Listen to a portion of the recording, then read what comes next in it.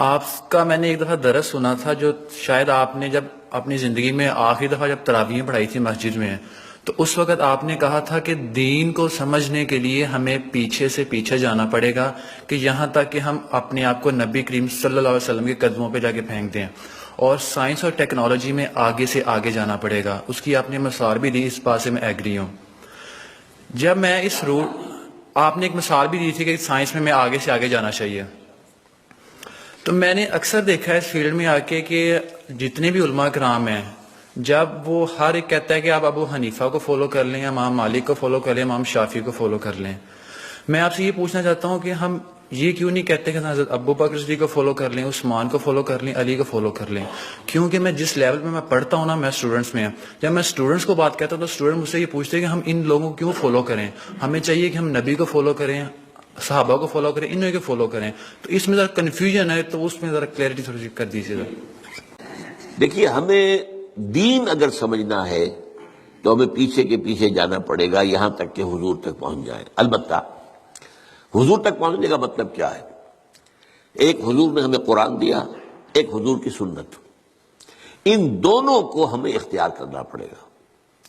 اب یہ ہے کہ قرآن مجید کی کسی آیت سے استدلال کرنے میں اختلاف ہو سکتا ہے، کسی حدیث سے استدلال کرنے میں اختلاف ہو سکتا ہے، حدیث بعض اوقات کنٹراڈکٹری بھی آ جاتی ہے۔ ان کے مابین توافق پیدا کرنا یہ ایک بڑی علمی جدوجہد ہے۔ تو یہ جو انفر کرنا ہے قرآن سے اور حدیث سے، اس میں ہمارے فقہا نے اپنی زندگیاں لگائی ہیں، اور اس اعتبار سے اگر ان کو فالو کیا جا رہا ہے تو اس بنیاد پر کہ یہ قرآن اور سنت کی تعبیر ہے۔ لیکن اصل میں ہوا کیا ہے، جب ہمارا دور زوال شروع ہوا، امام ابو حنیفہ نے تو یہ کہا تھا کہ اگر کوئی صحیح حدیث تمہیں مل جائے میرے کسی موقف کے خلاف تو میری بات کو اٹھا کے دیوار پر دے مارنا۔ لیکن اس کے بعد یہ ہوتا ہے کہ فرقہ پرستی شروع ہو گئی ہے۔ یہ فرقہ پرستی جو ہے اس نے ساری خرابی کی ہے، ورنہ ہم یہ سمجھیں، اور میں نے اس کے اوپر جو ہے ایک انٹرویو بھی میں نے حال ہی میں دیا ہے، اور میں نے یہ 20 اگست 1980 کو تقریر کی تھی علماء کنونشن کے اندر، جو ضیاء الحق صاحب کے دور میں علماء کنونشن 2-3 ہوئے تھے، ان میں سے پہلا کنونشن جو تھا اس میں بھی شریک تھا۔ اس میں میں نے تقریر کی تھی کہ ان فقہی اختلافات کا حل کیا ہے۔ تو میں نے کہا تھا کہ جہاں تک تو فیملی لاز ہیں اور پرسنل لا، اس میں ہر فقہ کو کھلی آزادی ہونی چاہیے، کیونکہ بڑے سینسیٹیو ایشوز ہیں۔ عقائد کا معاملہ ہے تو سینسیٹیو ہے۔ اب نماز میں فرض کیجئے یا روزے کے اندر اگر آپ طے کر دیں فلاں وقت پر روزہ کھولنا ضروری ہے، تو ہو سکتا ہے کسی فقہ کے نزدیک اس وقت روزہ کھولنا درست نہ ہو۔ تو ان چیزوں کو تو چھوڑ دیا جائے لوگوں کے فقوں پر، let them do what they want to do۔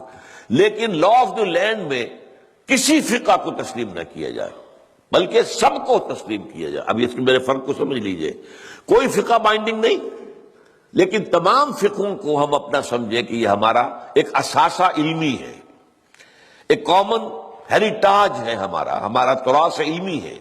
امام ابو حنیفہ نے یہ کہا، مالک نے یہ کہا، شافعی نے یہ کہا، حنبلی نے یہ کہا، امام جعفر صادق نے یہ کہا، امام زید نے یہ کہا، اور حزم نے یہ کہا، اور فلاں نے یہ کہا، بازیوں نے یہ کہا۔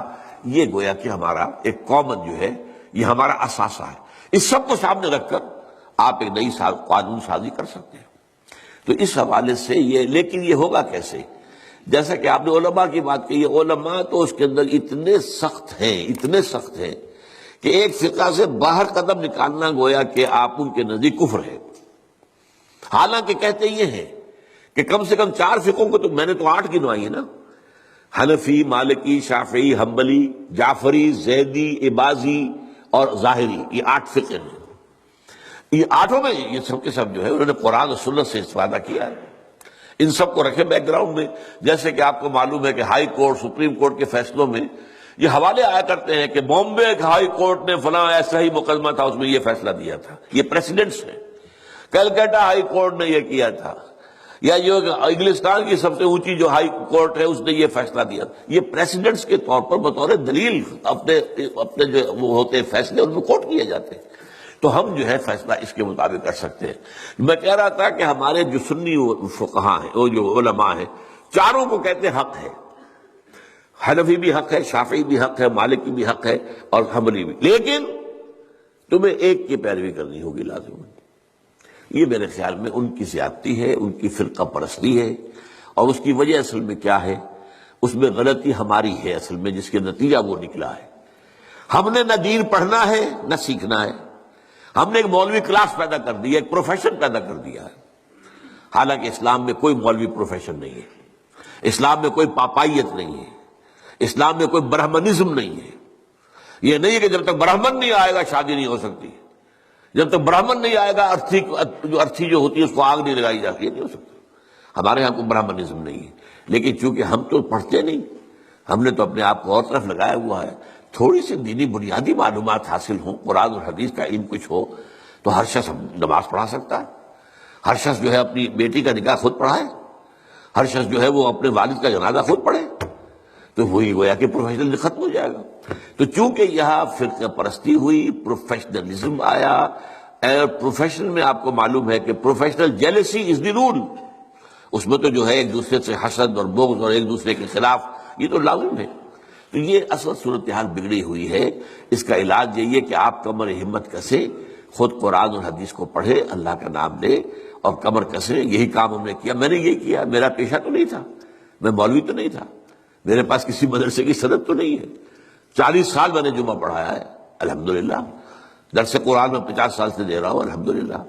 میرے بیٹے اب جمعہ پڑھا رہے ہیں، وہ ایک MBBS ہے ان میں سے، ایک جو ہے MA فلاسفی ہے، ایک جو ہے وہ ڈاکٹریٹ کے کورسز انہیں مکمل کر رکھے ہیں اکنامکس کے اندر، پڑھا رہے ہیں جمعہ۔ ان لوگ کہاں پڑھا رہے ہیں؟ تو یہ کام کرنا جو ہے اس کی طرف زیادہ توجہ ہونی چاہیے پازیٹیولی۔ باقی جو کچھ ہے اس کا آپ کا مشاہدہ صحیح ہے، وہ غلط بات آپ نہیں کہہ رہے ہیں۔